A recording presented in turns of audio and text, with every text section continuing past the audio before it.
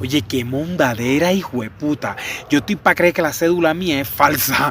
No joda, no salgo ni en Familias en Acción, ni Acción en Familia, ni subsidio de gobierno, ni una monda salgo yo. Yo estoy para creer que es que esa cédula mía no existe allá en la registraduría ni en nada en esa monda. Es más, ya dije que en la próxima huelga que hagan en Colombia voy a empezar a tirar piedra como esos manes que están ahí. Ve. Ah, porque esos manes sí les dan de todo, les dan que subsidio para el estudio, que 100.000 para que no delincan, que cuanta mondad, y uno que es casi evangélico y hueputa está llevado.